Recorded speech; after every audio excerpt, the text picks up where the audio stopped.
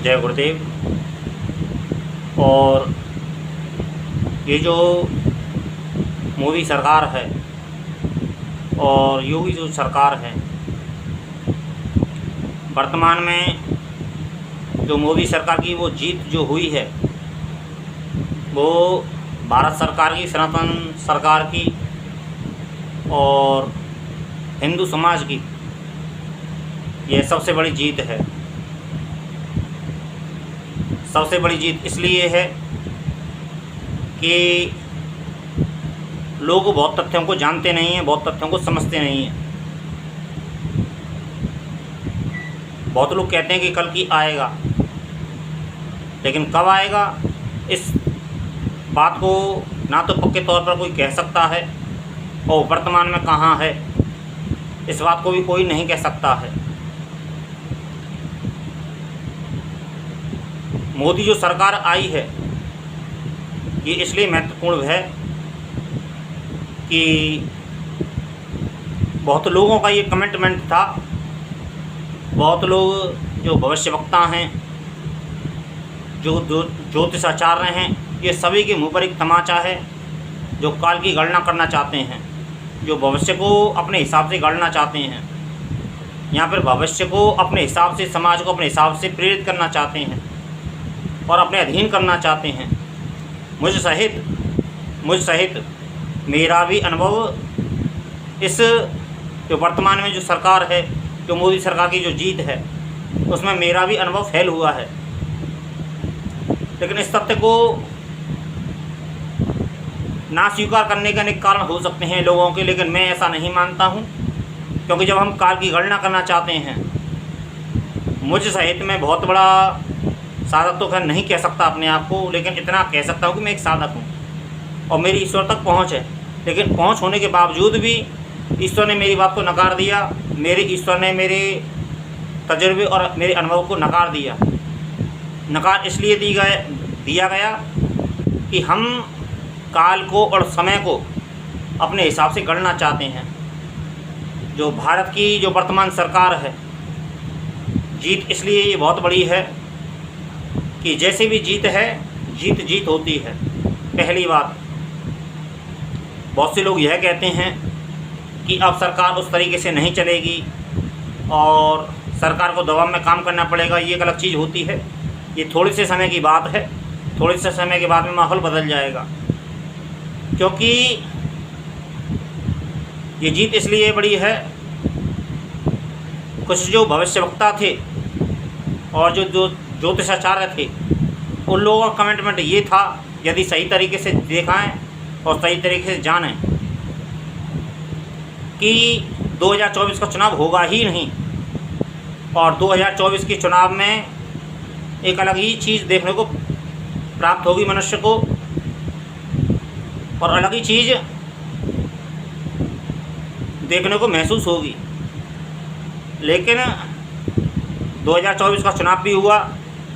कुछ लोगों का यह अनुमान था कि 400 सीट के पार जाएंगी और बहुत लोगों का यह अनुमान था कि 400 सीट के पार जाएंगी। ज्योतिषाचार्य का भी यह अनुमान था और मोदी सरकार का भी यही अनुमान था। और बहुत से ऐसे ज्योतिषाचार्य हैं और भविष्यवक्ता हैं या फिर जो भविष्यवाणियाँ हैं उन पर टिप्पणी कर रहे हैं। लेकिन ये जीत इसलिए बड़ी हो जाती है कि जीत होती है। 2024 की जैसी काल गणना की गई थी उसके हिसाब से उलट हुआ बिल्कुल। सर्वप्रथम 2024 का चुनाव हुआ और थोड़े से उपद्रव तो होते ही रहते हैं, हर चुनाव में थोड़े से उपद्रव होता ही है। इस चुनाव में भी उपद्रव हुआ था, लेकिन उसके बावजूद भी यह चुनाव भी हुआ था और उसके बावजूद भी एनडीए सरकार को और भाजपा को जीत प्राप्त हुई। तो ये अपने आप में बहुत बड़ी जीत है। और उसके बावजूद लेकिन इस जीत से एक बात यह सिद्ध जरूर हुई कि कुछ भी हो सकता है। मोदी सरकार को जितना कॉन्फिडेंस और जितना आत्मविश्वास और जितना ओवर कॉन्फिडेंस था, योगी सरकार को भी था। तो इन सरकार के बीच में जो कमियां थीं, सबसे पहली बात तो ये चीज़ निकल के आई और ये होना ज़रूरी है। हम रामचरितमानस में स्वयं श्री राम ने कहा है कि राजा प्रजा को अपने खून के अंतिम बूंद तक यदि समर्पण कर दे या फिर दे दे और प्रजा संतुष्ट हो जाए या फिर प्रजा सुखी हो जाए या फिर उस राजा को स्वीकार कर ले, ऐसा संभव नहीं है। राजा कितना भी अपना बलिदान दे दे, राजा अपना कितना भी निस्वार्थ सेवा कर दे समाज की, लेकिन यह समाज कभी संतुष्ट नहीं हो सकता है। इस समाज में, हमारे सनातन समाज में कई ऐसी विकृति हैं, ऐसी बहुत कमियां हैं, ऐसा एक दोगलापन है और एक जाति भेद है। जाति भेद को समय समय पे महापुरुषों ने मिटाने का प्रयास किया है, लेकिन जाति भेद जो छोटे लोग जो होते हैं वो अक्सर जाति भेद पैदा करते हैं और वही बड़ा बनने का प्रयास करते हैं। जाति भेद एक सनातन समाज में एक ऐसा भेद है जो शुरू से ही डाला गया है। ये रामचरितमानस के समय से ही है, जब द्वापर था और द्वापर युग के जब रामचरितमानस ने पूरे समाज को इकट्ठा किया, जिसमें भील भी थे और निषाद भी थे, सबरी भी थी, बानर भी थे और भी कई प्रजातियां थीं जो वाल्मीकि को अपना गुरु मानते हैं, जो वाल्मीकि समाज जो वाल्मीकि जयंती मनाता है वो एक अलग विषय है। लेकिन मेरे कहने का प्रयास ये है केवल इतना कि ये जो मोदी सरकार की जो जीत है, ये सबसे बड़ी जीत है, क्योंकि जिस चुनाव को ये समय ने और कालगणना ने अपनी कल्पना की थी और टिप्पणियाँ की थी, यहाँ पर भविष्यवक्ताओं ने अपनी टिप्पणियाँ की थी, उनके मुंह पर एक तमाचा है। और स्वतः ही मैंने भी ऐसा अनुमान नहीं लगाया था, सच बताऊं तो मैंने भी ऐसा अनुमान नहीं लगाया था कि ऐसा हो सकता है, लेकिन वर्तमान में हुआ है और प्रमाण हमारे सामने है और जो प्रत्यक्ष है वही प्रमाण है। लेकिन मैं इस चीज़ को इसलिए बड़ा मानता हूँ कि जो कलाई होती है, जो एक आदमी की जो कलाई, जो ओवर कॉन्फिडेंस जो होता है, मोदी सरकार की जो कलाई है या फिर योगी सरकार की जो कलाई है वो खुल गई है। सत्य को स्वीकार करना ये मर्दों का काम है, ये वीर पुरुषों का काम है, लेकिन जो सत्य को स्वीकार ना कर पाए ये नपुंसकों की हरकतें हैं, नपुंसकों की एक सोच विचारधारा है। वर्तमान में जो हमारे सामने चुनौतियां हैं, जो हमारे सामने समस्याएं हैं, हम उससे निपटेंगे, कैसे निपटेंगे, ये एक विचार करने योग्य विषय है और विचार करना भी चाहिए हमको, क्योंकि वर्तमान में हम ऐसे एक समाज की ओर जा रहे हैं, वर्तमान में एक ऐसे समय की ओर अग्रसर हो रहे हैं और वर्तमान में हम एक ऐसे समय की बीच धारा में जा रहे हैं कि जहां हमें संघर्ष के सिवा और युद्ध के सिवा कुछ और मिलेगा ही नहीं। जो शत्रु हैं उनको एक हवा मिल गई और मोदी सरकार को दबाने का एक मौका मिल गया, लेकिन मोदी सरकार है, वो अच्छी तरीके से इन परिस्थितियों से वाकिफ़ है और योगी सरकार अच्छी तरीके से वाकिफ़ है। मोदी जी राष्ट्रपति और योगी जी प्रधानमंत्री, इस तथ्य को हर कोई व्यक्ति स्वीकार नहीं कर सकता है, लेकिन वर्तमान में ऐसा हो जाए और भविष्य में ऐसा हो जाए तो कोई अनुचित बात नहीं है, कोई गलत चीज़ नहीं है, क्योंकि मोदी सरकार के पास में जितना तजुर्बा है। लेकिन उससे भी एक मैं आगे के विषय पे आता हूँ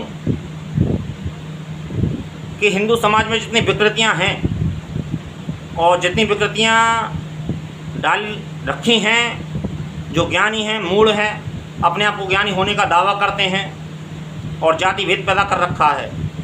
और सबसे बड़ी समस्या ये है कि जो हमारी जातियां हैं,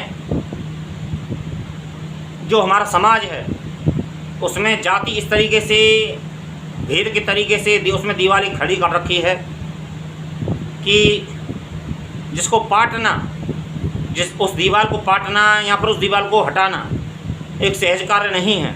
बहुत बड़ा जोखिम है और बहुत बड़ा वाद विवाद है और बहुत बड़ी चर्चा है, लेकिन समय हमारे पास में बहुत कम है। अभी कुछ समय पहले ही एक महीने के अंदर की ये रिपोर्ट है तमिल साइड में कि 2047 तक उनका जो टारगेट है, मुस्लिम लोगों का जो टारगेट है, 2047 तक का एक टारगेट है कि इस हिंदू राष्ट्र को मुस्लिम राष्ट्र बनाया जाए। वो ऐसा सोच सकते हैं, सोचने की कोई टैक्स नहीं है, कोई फीस नहीं है, सोचना एक अधिकार है आदमी का और सोच सकता है।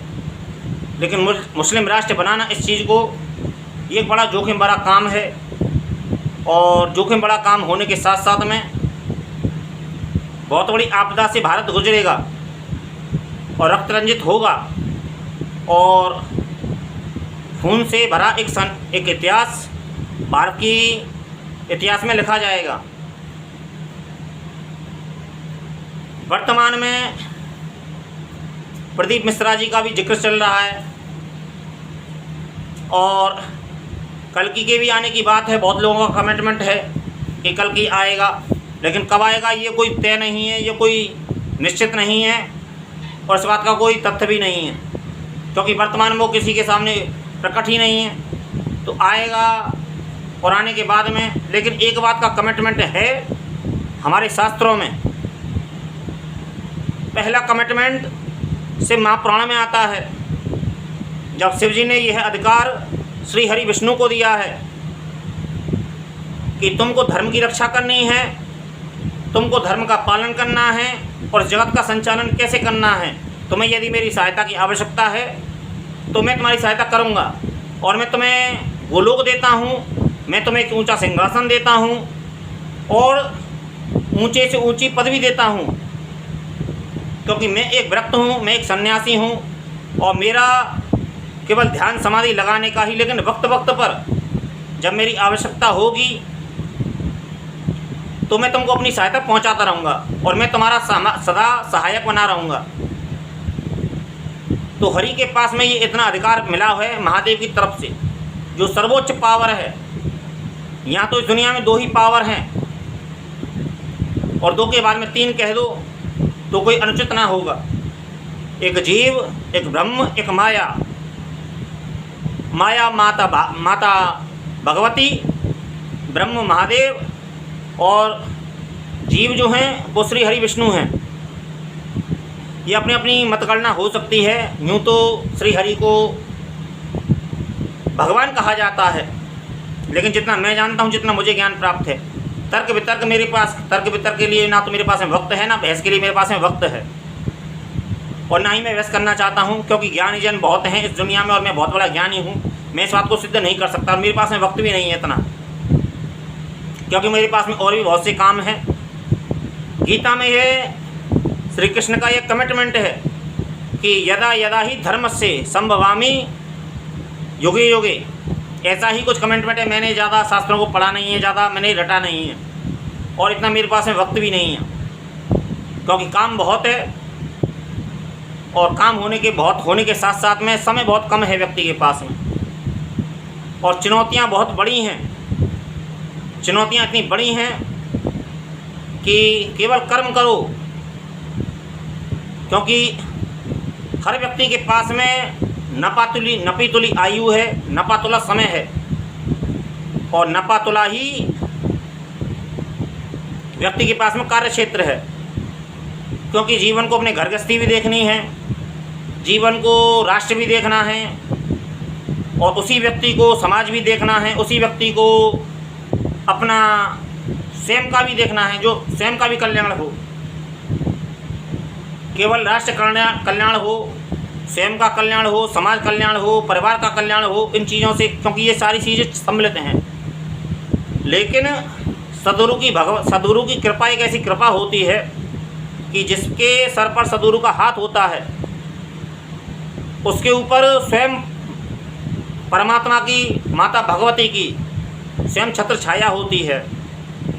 अब मेरे ऊपर है कि नहीं, पर मेरे ऊपर मुझे इतना पता है कि मेरे ऊपर सद्गुरु का हाथ है। और सद्गुरु का हाथ होने के साथ साथ में बहुत सी चीज़ें ऐसी हैं जो मैं भी स्वयं अनुमान लगाता हूँ, कल्पना करता हूँ। और कल्पना करने के साथ साथ में मेरा भी अनुमान फेल हो जाता है कभी कभी।